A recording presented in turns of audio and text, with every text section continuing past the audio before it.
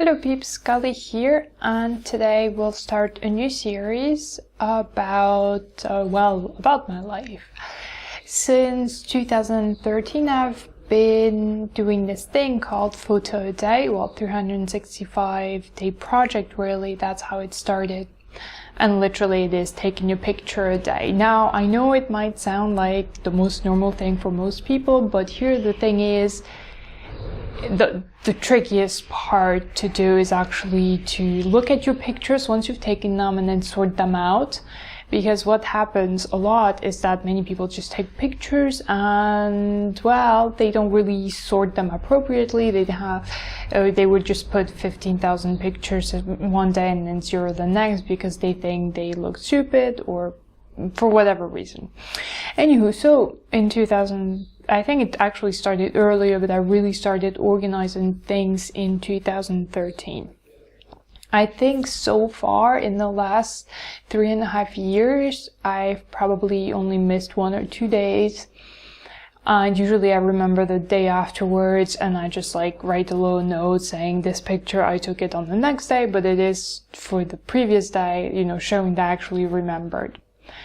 And I actually upload them. I have folders on Flickr with all of them, and I usually, I'm one of those old school people who still has a live journal, so I keep that going. In any case, so today, I will present part 1 of 2013. And so I propose that I'll just give a brief description and I'll show the 4 minutes of covering the first 4 months. I think it's 120 pictures, and then I'll explain a bit more later, a bit more in detail afterwards. The most important thing to know is that at the start of 2013, I was still living in Helsinki full time. Officially, I was still a PhD student, but those were the last moments of my PhD status. And for those 4 months, I actually was still working on my old job. So that's pretty much it. Let's watch it now. 4 minutes of what the start of my year 2013 was like.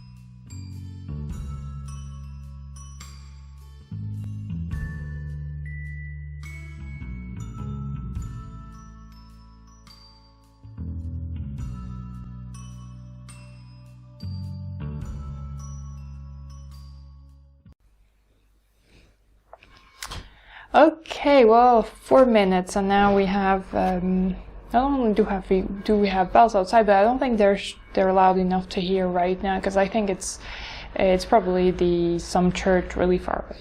And anywho, so now after 4 minutes we are back, and I have some notes about the photos. Actually, well, you've seen that I usually am at Christmas and around New Year's. I am usually at my parents' home. So not only because of, well, it's family time, it's always nice to have family time, but I moved away.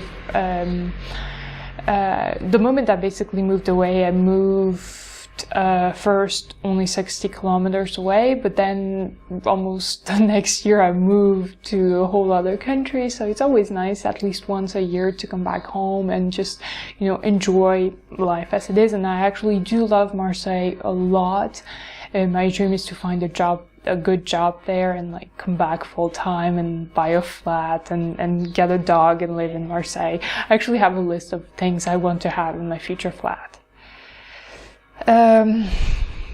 Loads of snow. Yes, loads of snow. I think that year we had a decent amount of snow. There were a bunch of years where there weren't that many, but that year there was quite a lot of snow, and you can see that I cycled through the whole winter.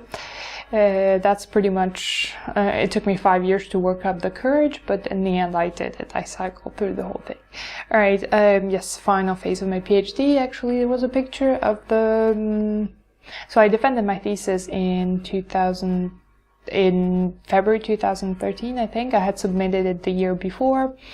It has to go through a whole process, then you have a committee and everything. I think there's like 15 committees and the Finnish system, basically. And then, so I think I got the actual diploma. I received it in April, I think. So there was a seal. Oh, and then I had completely forgotten that's the year I went to Osaka. I loved my trip to Osaka. Really, it was, I think, I only spent maybe 7 days there. But it's a city I loved. It really reminded me of my hometown, because I also, as I said, I love Marseille. So I really like those types of cities. I don't know what it was about it, but it's just, maybe it's port cities. I don't know, really. Oh yeah, and the main thing you'll notice, there's a theme through all the pictures, and that's a lot of food pictures, because oftentimes I think, oh, my day is boring, so what can I take a picture of? So the easiest thing to do is to take a picture of your food. And that was like, when did Instagram come about? Because now, probably earlier than that. I'm not huge in sharing, pictures on Instagram, especially of food I eat. Because usually, well, you're there to enjoy the company, and you're there to enjoy, like, if it's just food I make for myself, it's not necessarily pretty, but it's okay to be in a photo a day. Also, you have pictures of my radiator. I mean, it's really to show, like, hey, I thought about taking a picture. But when I'm in a restaurant, or when food is really, really pretty, oftentimes, well, I'm not there to take pictures. I'm there to enjoy the food. I'm there to enjoy the company. So that's why the pictures of the food you actually see are really simple things, like the time I baked my own poulai, which I'm really proud of, because half of them were burned, but on my second batch I had a few good ones. And I think that's about it. I want to say these 4 first months of 2013, that was the end of my... Yeah, those were actually the last months of my academia career. I'm still a researcher, but no longer in true academia, so... Do I regret it? No. I mean, I think doing a PhD was really good for me. I have it just for myself, because I actually enjoyed the process of it, really going into detail. I really enjoyed the teaching. Strangely enough, I actually, I really did enjoy the teaching bit. The course coordination, I really enjoyed that also. So that's, I learned quite a lot. But then it really took a toll on me emotionally also, I think. You know the PhD comic that you have online? A lot of the jokes actually I fully understand. I don't understand the jokes about free food, because we didn't have free food. We didn't even get discounts at we only had staff discounts at the cafeteria. We didn't get student discounts. But I think that's because we were paid decently. But otherwise, yeah, I think some of the craziest things in my life I've ever done in terms of dedication were for that PhD. Like, I like to joke that, well, the main example I give is really I think it was in July 2012 or June 2012. I had a pretty bad bike accident, so I was cycling back home. I was cycling from work back to my place, and then a car came and clipped my back wheel. I fell, I broke a bone, and I had road rash all over my face. I had I had sutures. It was terrible. I spent a few hours in the ER. And then I went home. I got a few hours of sleep with waking up every couple of hours because of the concussion possibility. And then at 8 a.m. the next day, I was back at work because I had to finish some things for my PhD. At least I didn't sleep in the lab, because I have friends who slept in the lab, like that. So that was very interesting. But that's pretty much it. I think I mentioned everything I have on my little list. Yes, I did. And so see you soon for part 2 of 2013. And if I remember correctly, what happened during the summer of 2013? Maybe lots of cycling. Many wonderful things, I bet. And right now I cannot remember them all.